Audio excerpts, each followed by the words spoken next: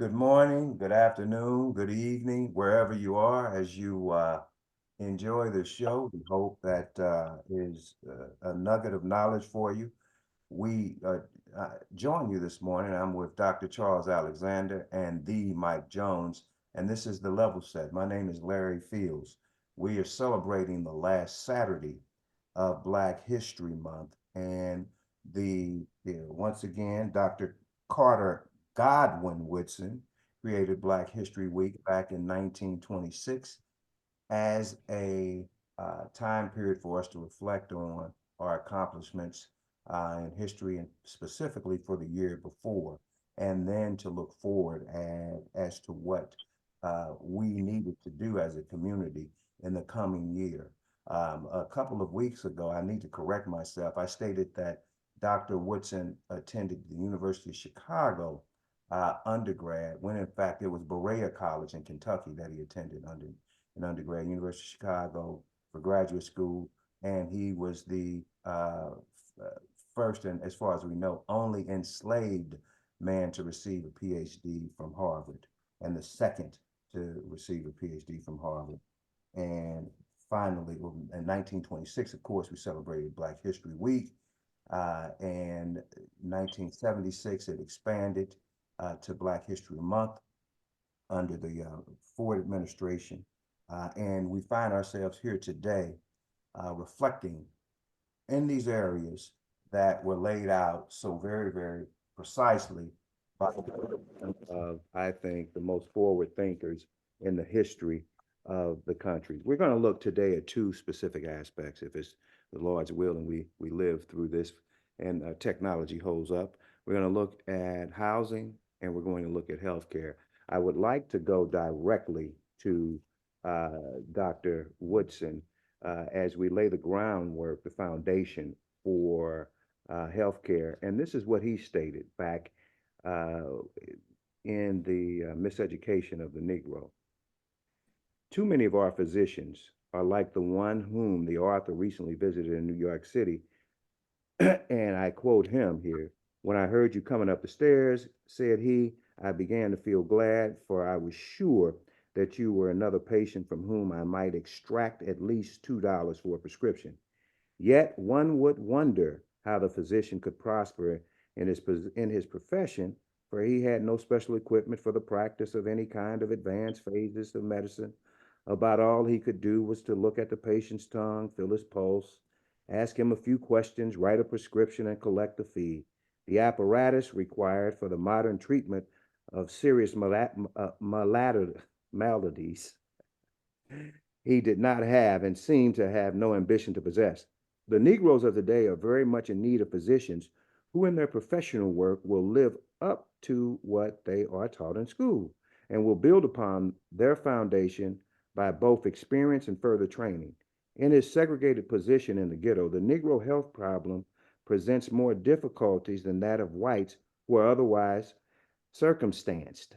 The longevity of the Negro depends in part upon the supply of Negro physicians and nurses who will address themselves unselfishly to the solution of this particular problem.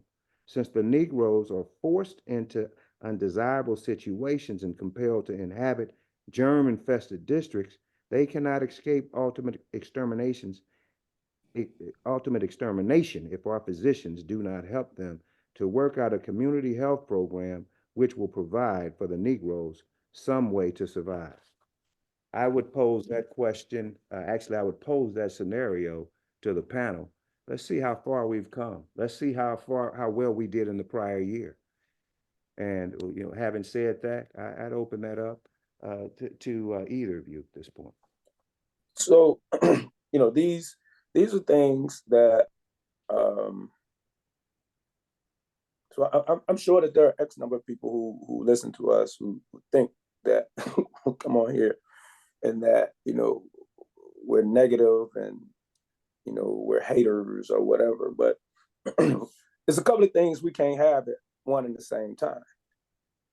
We can't be hitting home runs, and we striking out, right? So we can't do both. So you I mean, I guess we could, but that that's that that don't win. And so we have we have we have whatever we have is predicated on money, right? So we are unemployed and underemployed, right?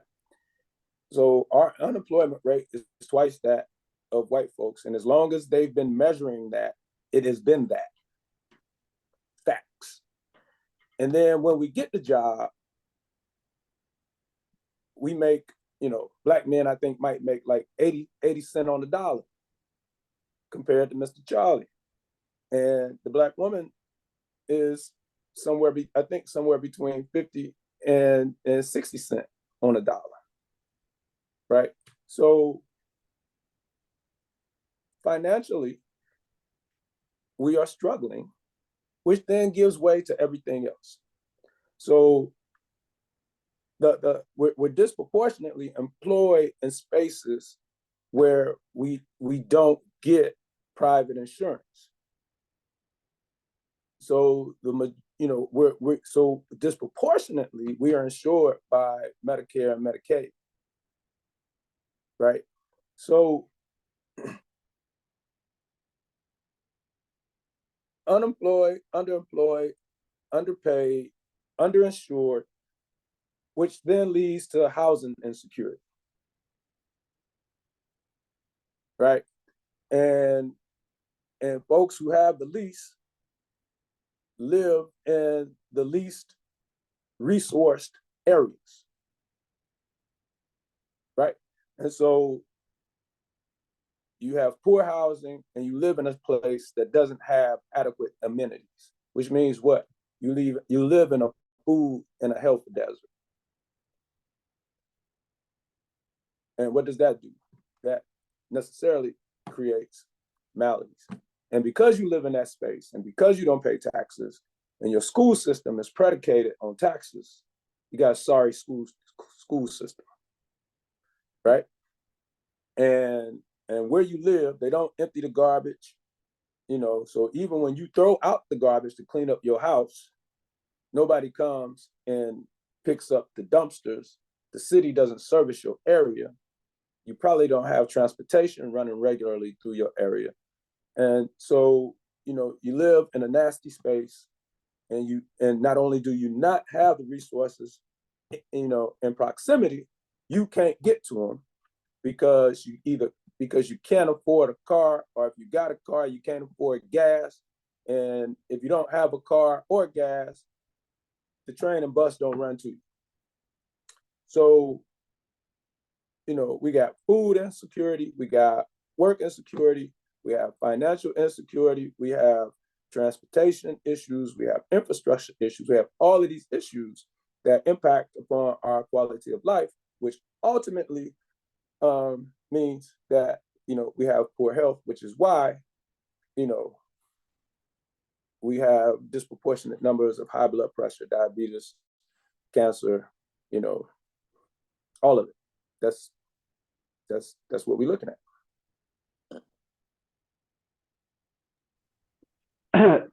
Yeah, and officially, good morning, gentlemen. It's a pleasure to be back with my brothers this morning. But I want to take what Charles said and kind of expand it in a different position. That the most amazing thing to me about whenever I reread Woodson and the miseducation of the Negro is how much at a conceptual level nothing has changed. The the way it looks, the way it feels may change,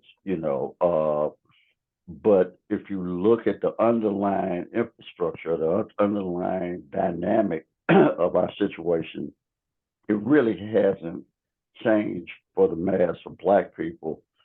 And I think one of the issues for us is that, and let's just stay in healthcare right now, is America has the worst health delivery system in the advanced world for everybody. So if you're not well to do, at least an upper middle class professional with premium insurance, your health care is probably marginal at best. And if you have tendency to be undereducated or marginally educated, uh, you probably don't participate in the system to the max of your ability just because nobody's ever culturally made that an issue for you. So you take that phenomena and then sit on top of it. We are disproportionately least powerful. So in a system that doesn't work relative to delivery of health care, and we are the least powerful or have the least amount of agency in a broken system, we end up really with the shortest end of a very short stick. And for me, one of the things that I I think we need to learn how to think about again is how do we critique? And Du Bois probably did this better than anybody, which, for the record, he was the first Black person to graduate from Harvard with a PhD. Woodson was the second. Yes, Uh, absolutely. right, And for the record, W.E.B. Du Bois certainly stated that the pleasure was Harvard's, not his. right, right, exactly. But we have to do two things. We have to be able to critique our condition in the American system, so to speak. And we also have to have the ability to critique the American system because a lot of our disparate treatment is a function of the institutional racism or caste system based on race, however you want to talk about it, that disadvantages us, but that's amplified just because we have a social system, economic, political, whatever in America that doesn't have any humanity and doesn't care about people generally. So if you average white folks, you getting killed too, but you so wrapped up in the white part of it, you don't recognize that. And ultimately, that seed got planted back in the 1600s when they separated white indentured workers from black enslaved people. So you would never have a coalition of the working underclass against what basically was a capitalist ruling class. So uh, we need to get back to being able to produce thinkers and writers like Woodson and Du Bois.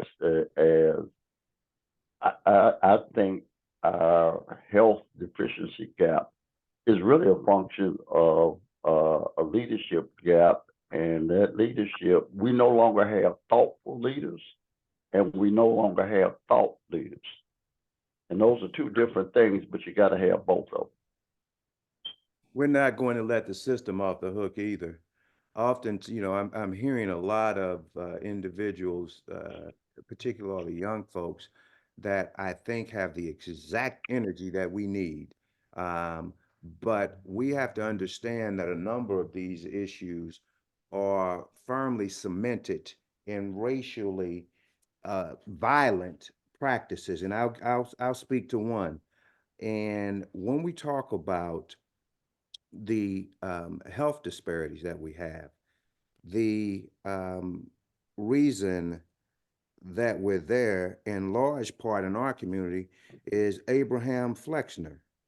He was the individual that he was supposedly the expert on health care back in the early 20s, I believe. And what he did was he was the one that rated medical schools. You know, it's the famous trope. If you're able to name a thing, you can become an expert of a thing. And this is what happened. There were several black medical schools at that time: Howard University, Meharry, Leonard Medical School, in Raleigh, North Carolina, New Orleans University Medical College, and which was founded in 1887, and Knoxville College Medical Department, Chattanooga National Medical College, founded in 1902, and the University of Tennessee College of Physicians and Surgeons, founded in 1904. Flexner had strong racist opinions of the role of black people in the medical realm. Out of all of those colleges, he closed all of them with the exception of, based on these reports that he created, found them all below par. And all of the black doctors that would have been made there were not made. Closed all but two: University, Howard University and Meharry. There was a report in 2006 that stated that had those schools remained open, we would have between 25 and 50,000 additional black doctors.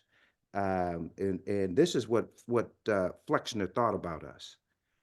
He wrote that black students, medical students that is, should be trained in hygiene rather than surgery, and were best employed as sanitarians who could help protect whites from common diseases like tuberculosis. Not only does the Negro himself suffer from hookworm and tuberculosis, he communicates them to his white neighbor. Flexner wrote begrudgingly, admitting that black people did need to have some role in healthcare, but only as it pertained to whites. The Negro must be educated not only for his sake, but for ours. He is, as far as the human eye can see, a permanent factor in the nation. He wrote that black medical schools were wasting small sums annually and sending out undisciplined men who lacked a real training in covering up. I just read from you excerpts out of the book Legacy: A Black Physician Reckons with Racism. This second generation sister whose mother graduated from Harvard and was a community doctor in New York, who worked in the community, and this young lady did the same. And I mean, there's a loaded story there. But what my point is that we have these issues that are baked into the system that we are now suffering from, and I think too often we are allowing our politicians and allowing our institutions to get off the hook by not addressing these major issues. Uh, Larry, for me, and I'm saying this as somebody who spent literally their whole working career in the public sector, government, and politics. And here's what I would say about the American political class, and this cuts across, cuts across race. Americans right now, public officials in America, are the most ignorant that they've ever been at any time in history. So there's literally no collective memory. If you talk to any set of black politicians at any level, nobody can tell you why they wanted to be in office. Nobody at a existential, strategic, or philosophical level in history can tell you why they're there, okay, what they're trying to do. And nobody can analyze the current condition from a historical perspective and talk about what can be improved from a tactical standpoint just by minor changes, more effort, more funding, and what are the structural systemic impediments to our progress and how do you move forward on that? So the proverb for the morning is literally a proverb, and that is, where the leaders have no vision, the people perish. No question about it. No question about it. Dr. Alexander, you want to chime in? I mean, I would absolutely agree with that. What Mike Jones just said, and and we can go back to the gentleman that you were speaking of, and um, you know, the systemic issues that we face.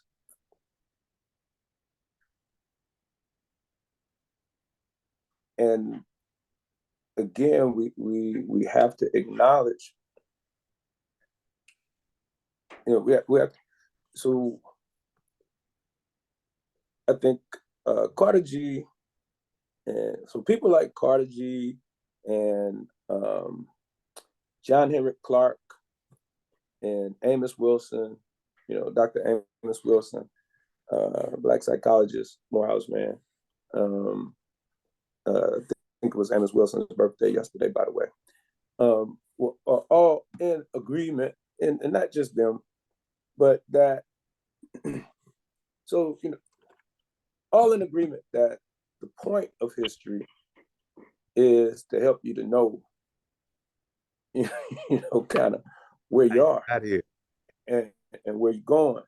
And, and it's not about, this self-aggrandizement, Yes, it is wonderful that we build the pyramids, but we can't do it again. Right? We have no idea Right. how to replicate that. Right? And so we have to look at these things, and we got to move beyond stating the obvious. So we don't make good use of history. We don't make good use of the current, the current data. Like, so like in this health space, in the months leading up to the lockdown, I spent a lot of time in, talking publicly and in social media, talking about just really just repeating the information that like the CDC was giving out on the front end. So who's vulnerable? Well, the most vulnerable are vulnerable. And so that's us, right? And so I'm saying, folks who have high blood pressure, folks who have diabetes, folks, so folks who already have, catastrophic illnesses are the most vulnerable at the onset of a pandemic. We start talking about stuff that we don't typically talk about, right? Now, we don't have no answer for it, but that's what we do, So instead of preparing as best as we could, we start then saying, well, that's because we live in food deserts. But we lived in food deserts before the pandemic. And so now our response to the pandemic on the front end is to state the obvious. Right. And that's where we are. We're in this perpetual cycle of, crisis management, in which our only response is to state the obvious. And this kind of relates to what we're saying, even about, so like on the political end of things, we're apathetic. We don't want to vote because, they don't care about what we say anyway. But we put the people in there. We either put them in there or we won't vote to get them out. One, or we like somewhere in that space, right? We still don't have so you live in a food desert, but you're not putting no pressure on your alderman. You ain't putting no pressure on your state rep. And so all of these things that when we talk, there are social and political determinants of our health. And we have to engage the process if we want to do better. Right. So like when people go back and forth about, completing the census. Well, I ain't gonna complete the census because then the white man know where you are. Well, the white man want to know where you are. He already know. He probably know because of this little thing you be walking around with. He know everything you do, right?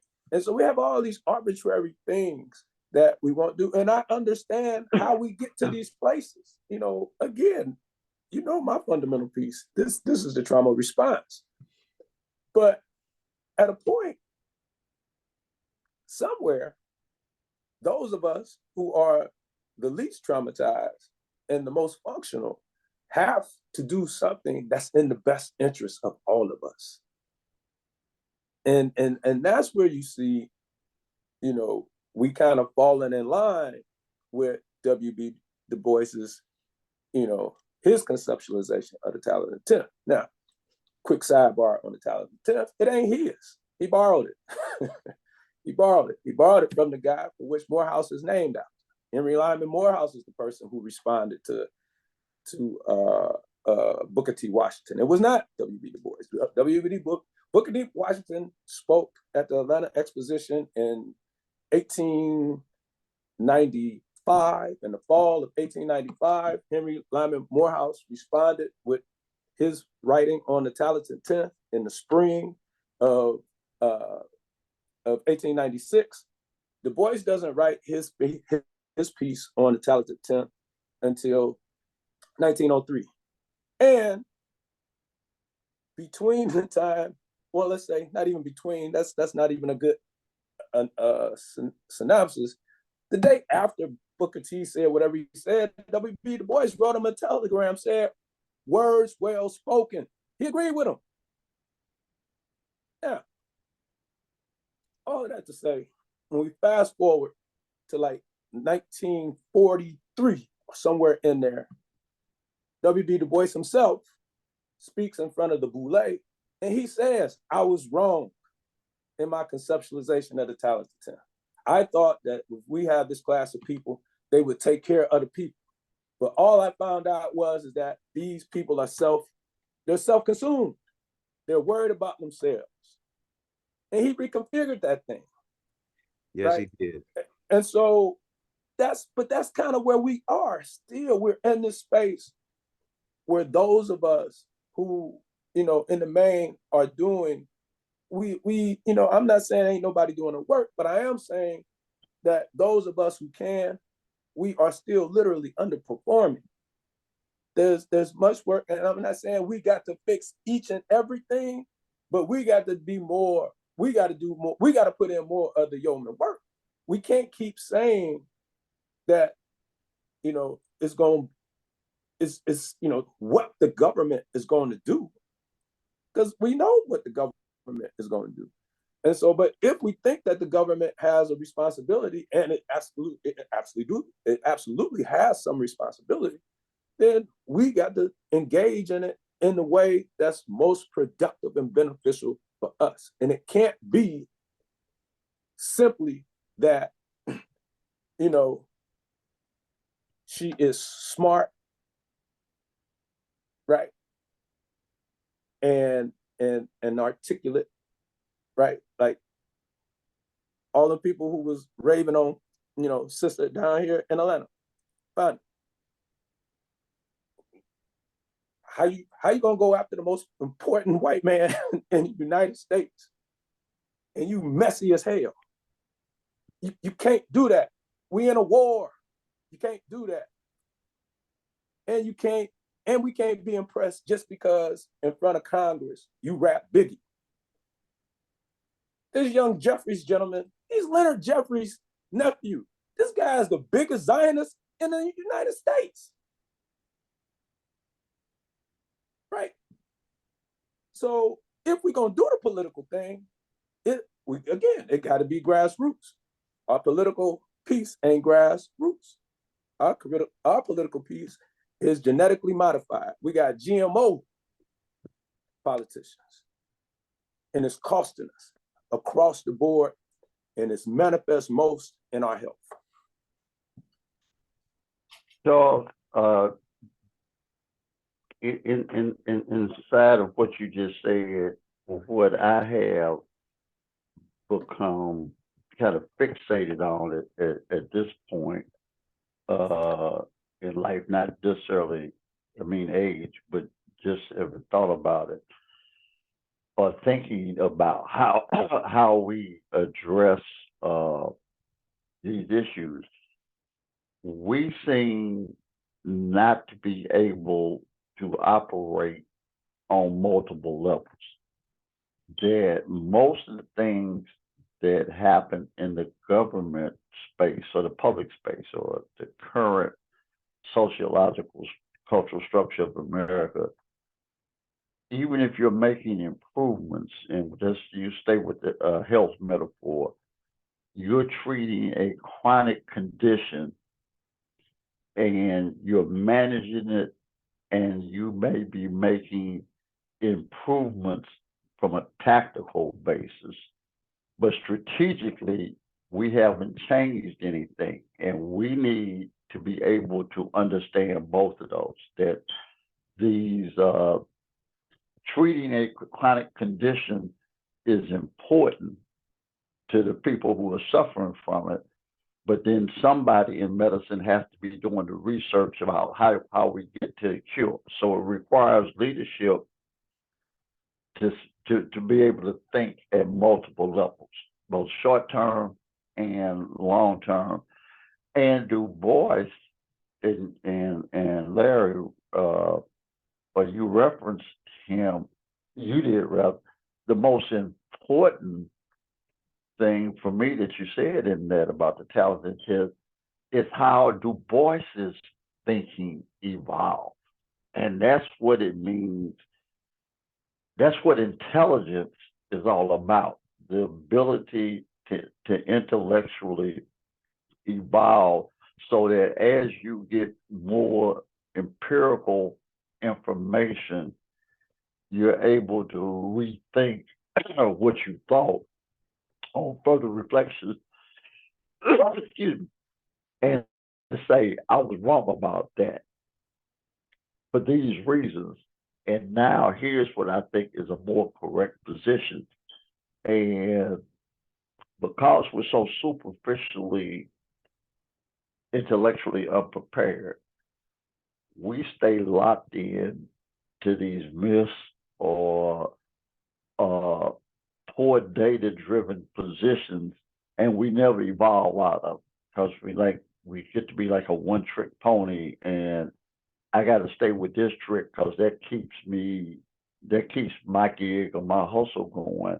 And it really literally now has nothing to do anymore with our condition and how we're trying to improve. Yeah, I think that you both are spot on, but we can walk and chew bubble gum at the same time. We have to do it all. We have to do it all, and we need to understand. I think what we have done a good and bad job of doing is identifying the problem without really identifying the problem. You know, we can tell you what the problem is, but we don't know how we got there. That's why this memory is so very, very important. You know, when we look at the housing issues that we have, we fail to recognize that the redlining that the government now complains about is precisely what they did. That came from you. Those were government programs that categorized white neighborhoods, green zones, and black neighborhoods, red zones. And we still continue to, number one, suffer from the lack of wealth because at the time that that New Deal program was initiated, you could buy those houses in certain areas for $10,000 that are now worth $1 million. Black folks were prohibited from buying those. So we have uh, we have lost out on the generation of billions of dollars of wealth. At the same time, in the South, you had individuals that were being displaced by violent mobs. And so we had to flee from a number of farms and acreage, as well as the assets on those lands. So there's a reason that we're in the vulnerable state that we're in, and the government helped us get in at this position. The government protected those violent mobs. The government taught the banks, initially mortgagers wanted to provide loans in those areas in mixed neighborhoods. It was the government that said that they would not federally insure any of those loans in those issues.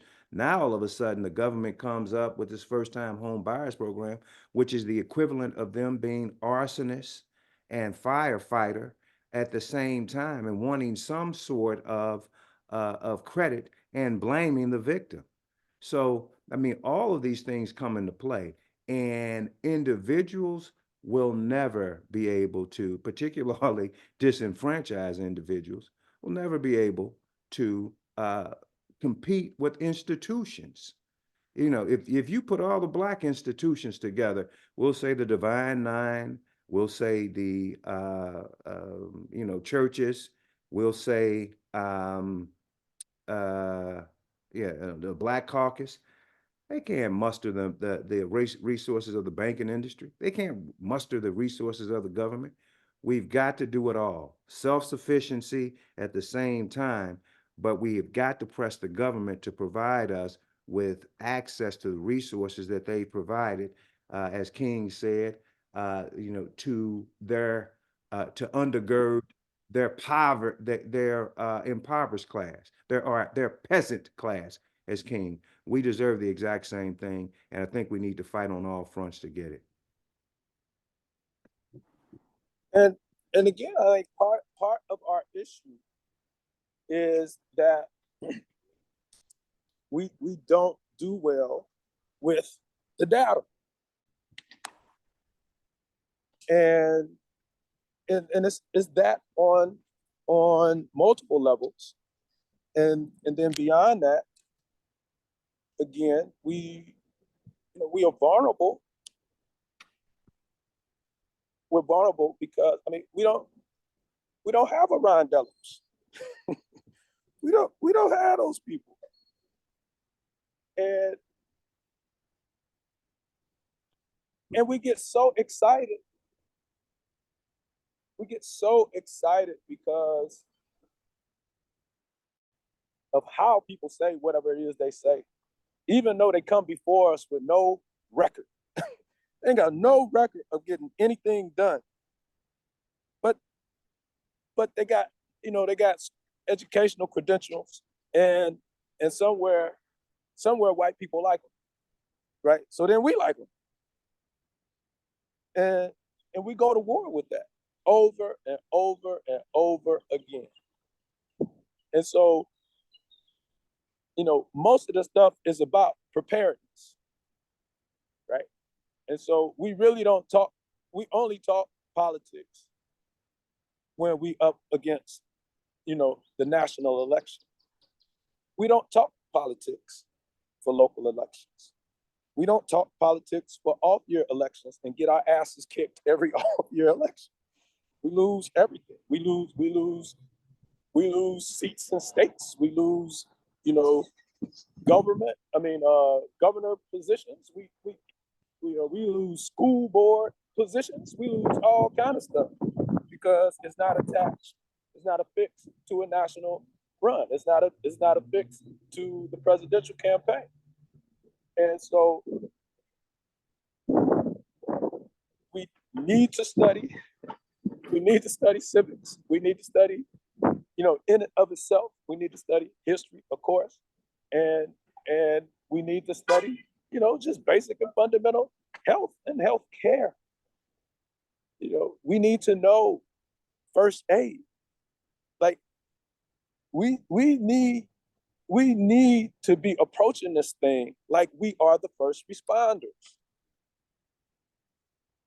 And that's, so we say that the people ain't coming for us And we don't prepare for that. Public Enemy in 1991, 911 is a joke. I be begging people to do first aid training. I'm first aid certified. And of the things people want me to talk about, it ain't that. It don't never be that. Nobody wants me to come and talk about stop the bleed, wound care management. I do that. I'm certified. I can teach that. Nobody wants me to come and teach CPR. Nobody wants me to come teach AED. We die of heart attacks every day, but nobody want to learn how to use that machine. They do want me to come and talk about, they do want me to come talk about mental health, but my argument to that, well, it's not an argument, but what I add to that is we could limit the trauma if we limited the death due to preventable causes. So, we could manage, we could.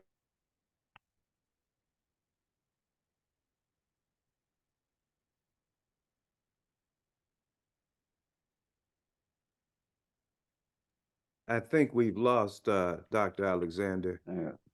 um, but he raises cogent issues in terms of us responding. And, it brings to mind the fact that so many different issues come into factoring our well-being. And one major issue that we have is this housing piece. The being insecure in your housing causes all sorts of mental health and physical health issues, as the data shows. Mike, do you have any comments about the importance of that? Yeah, and I'll tie it uh, to something that again Larry alluded to in his comments, and he was talking about how poorly we do with the data, the lead, and Yeah. what we don't do, and this also ties directly into housing. One of the things that we don't do when we talk about us in America, we talk about America like it's over there and we're over here and we're separate. But we are in the same ecosystem, the same physical environment as everybody else. Now, how that environment impacts us and manifests itself may be different than it does for white Americans, but the macro environment touches us all. And I'll use politics, which is where you're going, and something Larry said as an example.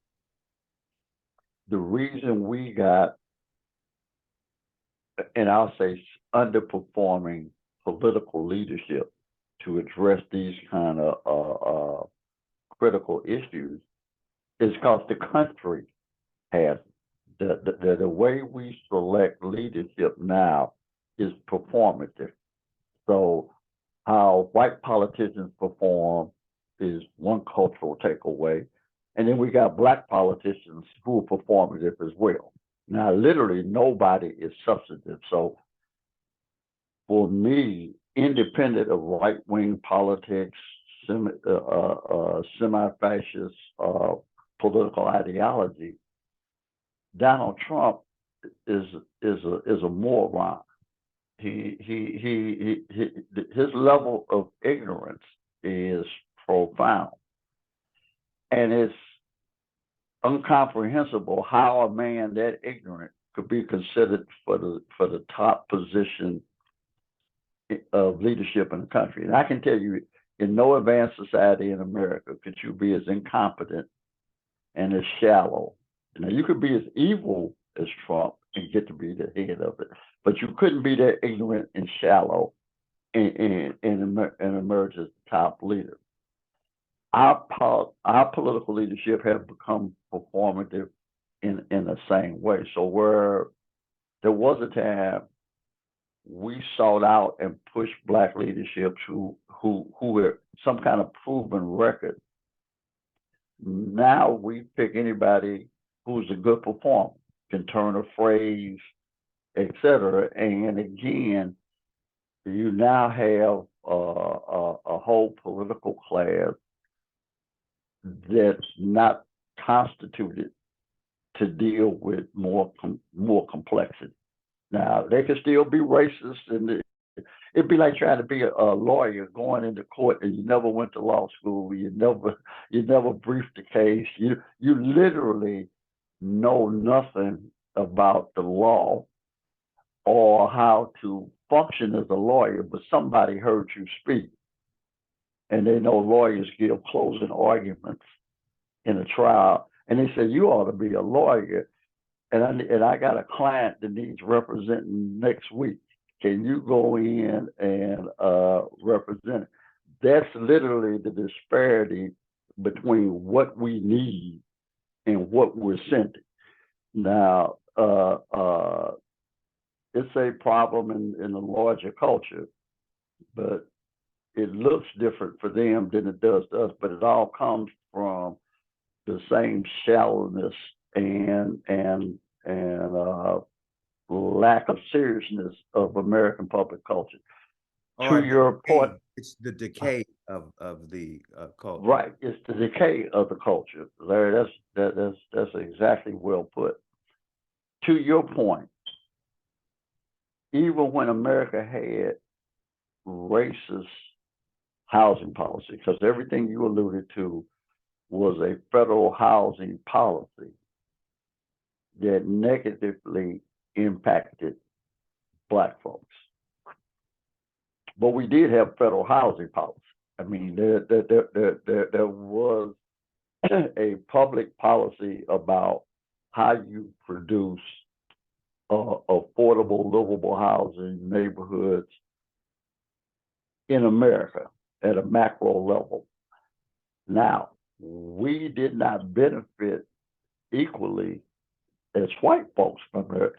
But at the end of the day, my stepfather had a GI Bill that just like or people had FHA. Our FHA just didn't have access to the whole market. Our GI Bill didn't have access to, but we did have one. And it created all those neighborhoods that we grew up in, et cetera, that had a real benefit for us. But the country had a housing policy. America has not had a housing policy about how we house people, from home ownership to rental, across incomes, etc. Since 1968. The last national housing program was Richard Nixon, and it was the Section 8 program. And Section 8 got created so white folks wouldn't have to live in public housing. Okay, so literally, if you think about it, you need assistance with housing. We used to build public housing, but now a lot of black folks live in public housing. We ain't gonna do that. We're gonna give you a voucher to go find a house, but that's still a federal. And we could participate in that. We just got discriminated against when we went to use the voucher. 50 years later, we don't have a housing policy. So since we are the most disenfranchised and most vulnerable, the lack of a housing policy manifests itself more severely with us. Conversely, 50, 70 years before that, when there was a housing policy, even though we were the most discriminated against, we still found ways to benefit because the policy existed. The issue was this execution relative to us. But now you live in a capitalist neoliberal culture that has decimated and gutted any public good for working class people. And by and large, Black people are working class people. And even all us Black professionals come from working class backgrounds. Okay. So it's rare that you find second and third generation Black professionals. There are some, but that's not the mass of who we are. Yet, nothing about our politics is advocating programmatic things, programmatic public policy for working class people. We elevate Black professional leadership uh, to the highest level, and I'll use a recent thing just as an example. You, we swoon when the Supreme Court eliminated affirmative action, and we talk about the Black students who are not going to elite schools, Harvard, Stanford, those kind of places. Hell, most of us wasn't going to school there no way. So if the issue is we can't get in Harvard, well, we wasn't going nowhere. It's more important to be able to afford the University of Missouri than it is to have a program for Harvard for the two. Now, Du Bois and Woodson found ways to get a PhD from Harvard in the 1890s.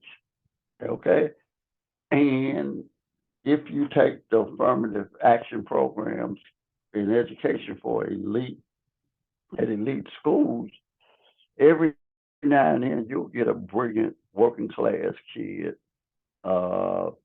who jumps to the list that would not have gotten there but for the program. But by and large, they are access programs. They are the Black upper middle class equivalent of the legacy programs for white folks. Okay, so now if we're going to put together a political agenda, why is that one at the top of our agenda if you represent the mass of Black people and not healthcare or housing like you just eliminated? And this is the reason, going to Charles' point about Du Bois, this is why Du Bois gave up on the talented test. He said, I was just wrong. Okay. I thought we was better than that, but we ain't. And therein is America has these structural problems, and we need to be mindful of that. But there are tactical things that we could tackle and improve. It's like going to our healthcare thing. Our chronic condition, we need to treat that and make people more comfortable or able to function while we still continue to figure out how do we eliminate these structural things that create this chronic condition. We got to do both simultaneously. Dr. Alexander, it's kind of hard to actually, we really typically don't like to even go after Mike Jones because it's always so profound. And the tentacles of his solutions have tentacles. So, but having said that, what should we be doing? We've laid out a case, as Mike likes to say, we've laid out a case of where we are and how we got there. What should we be doing to stem the tide, to stabilize? But I don't want to just, level set necessarily. How do we advance? How do we pick up ground? Because, we have become, number one, we've got this idea of equality, which is to me ignorant. I've never wanted to tie anybody in anything. I want to win. There's a reason why people call it a race. Races are competitive. How do I give my community unfair advantages in every category? And how do I get out of that binary comparison and deal with comparisons of excellence on its own right? We are averse to all things politics. You talk to folks who are, that's politics. I ain't political. Everything's political. The management of resources, the access to resources, and the management of resources is all political. And so, if you don't want to be politically minded, then we, I mean, we're just necessarily operating in a vacuum, and we don't have any strategy. It's about magical thinking, and so we are the cavalry. Nobody's coming for us. So if this thing is going to get better, then we got to use the data, and we have to act on the data. We know what has happened uh, when when even small numbers of us have come together to push agendas. We saw coming out of Ferguson that, St. Louis became ground zero. Now, out of that, we got Corey Bush. I'm sure you guys probably know some other folks who are local that are doing the work. But, we also got some bad seeds out of that. But that doesn't mean that the whole process is a failure. We got to get back, and this is really just what Mike Jones talks about all the time. We got to grow our leadership. That leadership is got to be grassroots. It's got to be people who are from and of the people, and it can't be these folks who just dress up nice. They're not here to benefit the people, and so and we have to be harsh. We have to be critical. We have to be critical, and we have to be harsh on those folks who are not doing their part. We got to get those people out of there. We gotta, it can't be both. It can't be they don't listen to us and they get reelected. So we have to we gotta exercise. We gotta protect and exercise the franchise locally. Locally, then we can worry about nationally. But we got to get consistent in our local fights. Mike Jones, what solutions do you think we can employ right away in the present climate to help us achieve wholeness for our community? Oh man, I think Charles has defined what the solution looks like, and that is uh, grassroots grown leadership. Okay, but that leadership coming from that space has to evolve. One of the things, looking back retrospectively, if you look at the progress post World War II, for about 35, if not 40 years, that all Black political leadership was incubated or marinated in Black protest movements, okay? Whether they were direct frontline activists or on the periphery of it, but that environment and tone shaped Black politics and Black politicians. So everybody who came from the civil rights movement, the Black student movement, Black Power movement, Black Panthers, you name it. So we're talking about from 1945 to 1935, came out of mass Black social action, mass Black protest culture. And so they came into the public space, the political space, as change agents. Okay. And so while everybody disagreed. They had personality differences, but their operating context for why they there was always the same. And in a lot of ways, whether it's the women's movement, a whole lot of other stuff, black politics, black politicians were the tip of the spear for social change in America, because ultimately the underlying premise of black politics is you have to change the structural setup in America for black people to be successful, have a chance of successful, which made us collectively anti-status quo. What happened by the mid 70s, we're no longer in a mass black social protest threat. There has not been one. Black Lives Matter is still early and still nascent. You don't know if it's going to take deep root and grow into something substantive. But so for the last 30 years or so, we've now produced black politicians that have no basis or root or connection to that mass black protest idea of change and organization. And that's where my term entrepreneurial politicians come from. Well, Don't make them. should we add status quo politician to that as Well, well? that's what makes them status quo politicians. That the notion of change, mass change, is incomprehensible to them.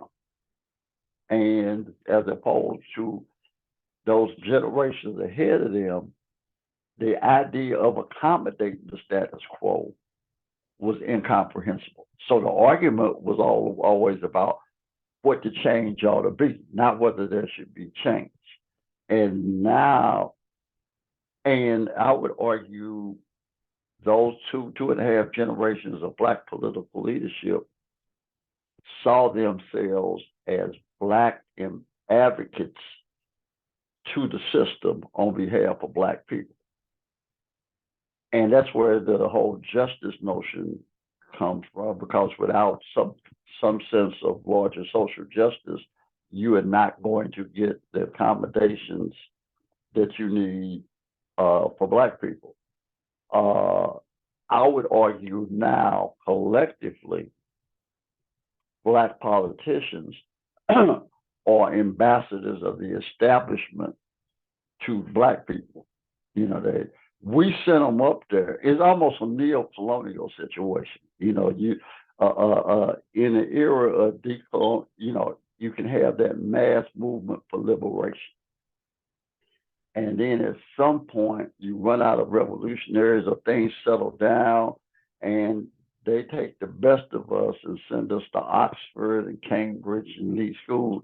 And there are people in India that came back more English than English, okay? And so they see themselves as part of the empire. And I'll give you a good example. You hear black pundits on television, black politicians say, we have to save our democracy. Democracy is at risk. Now, to me, that sounds absurd coming from somebody black who's from here, from America. For this reason, there has been no innate benefit to black people to America being a democracy. American democracy is what codifies slavery in the Constitution. American democracy is what maintained slavery, invented Jim Crow, and maintained it for 100 years. So in 250 years as a democratic republic, a democracy has helped white races keep their foot in our ass. So you got to give me another argument that American democracy is at risk. Now, it may be at risk. It may be something worse, but I don't have to get lightheaded with the notion of American democracy, because realistically, from my perspective of our experience, I don't see how how it could have been any worse, even if we had lived in an autocratic for us. Now I don't know what it would have been for them, but it damn sure couldn't have been any worse for us. So let's have another argument about and tell me, if I help you save your democracy, what do I get? Okay, I mean that's, yeah. What's my package? We don't have that interest conversion conversation. That's No, the conversation we need to have. What's in it for me? I mean, every soul on earth says that except us collectively as a community.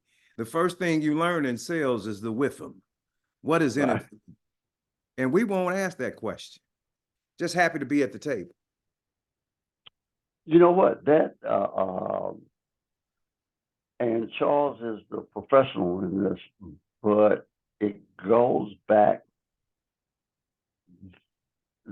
I'll put it like this: George Clinton probably has the most descriptive and accurate examples of where you got to get to. He says, when you free your mind, your ass will follow.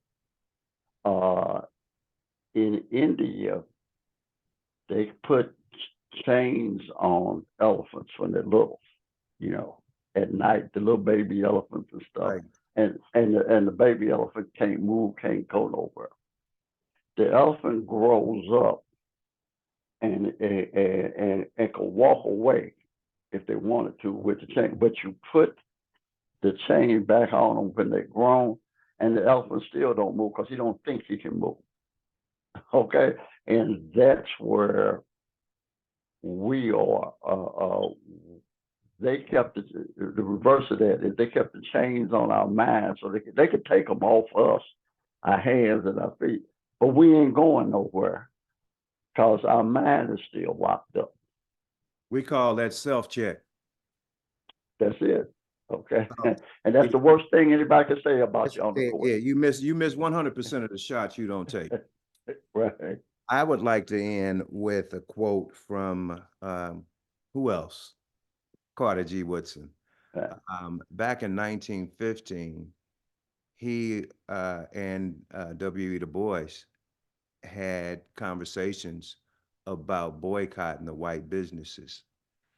On the NAACP board were white business owners that did not care for this notion of boycotting white businesses. But Dr. Woodson and Dr. Du Bois felt that this was fundamentally proper in order to get what they wanted to get. So the notion of lawsuits came up back in 1915, white men suing black men. You could get lynched for less than that in that time period. But but what is important here is to understand the spirit of Dr. Woodson's response. And this is a spirit that we all need to adopt and take with us every day. And Dr. Woodson's reply was, I am not afraid of being sued by white businessmen. In fact, I should welcome such a lawsuit. It would do the cause much good. Let us banish fear. We've been in this mental state for 3 centuries. I am radical. I'm ready to act. If I can find brave men to help me and join me.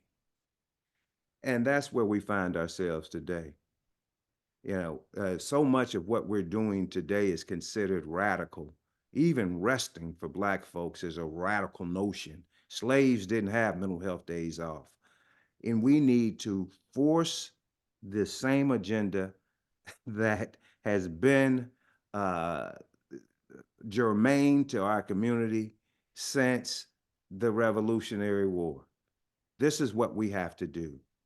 Fight for those things with a 50, 75, 100, 200-year outcome, understanding that the trees we plant today, we may never enjoy the shade of, but we have got to be forceful and we have got to be aggressive and we've got to fight for more market share of everything for our community. Larry, with that in mind, I'd like to suggest a topic uh, for one of the sessions that you can lead and round Gerald up, and that is the myth of the progressive Supreme Court. You're a lawyer, you're way more qualified, you know the history of it, but the Supreme Court has been the most reactionary of all the American institutions, even the terrible presidents and some of the terrible Congress. There has never been, if you take the history of the 240 years, the reason America is as bad as it is for working class people and black people is the Supreme Court. And this sophomore notion that black folks have, and really modern white Americans, that somehow the Supreme Court has been hijacked. And look what it has done. The Warren Court was an apparition. Okay, as far as I'm concerned, and it would seem to me that a conversation about we've never been able to depend on it, and this is something I'd like to hear Charles weigh in on as well as you. It seems to me that right wing Republicans literally borrowed the NAACP's Freedom Fund strategy whole cloth. Okay, they said because the predicate of the NAACP Defense Fund was you'll never win stuff in the legislature, but you can win it in a courtroom, and that can change. And literally, you just seen because we got lazy, thought the war was over. They wait a minute. It would be like you invented the full court press and you won some national championships with it, and then you look up one day and somebody got a press better than yours. They say that works. And teams that press hate to be pressed. Definitely. Okay. But what I'm saying is we were not ready. You know, it's kind of like they looked at that and they literally copied it whole cloth. Game by game by game. Ed Yep. Bloom Ed Bloom has studied Charles Hamilton Houston um, uh, uh, stronger than the vast majority of black attorneys in this country.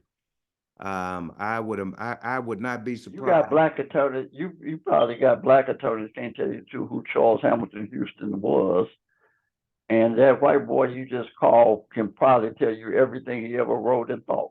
And his father, and what his Okay. father ever wrote and thought.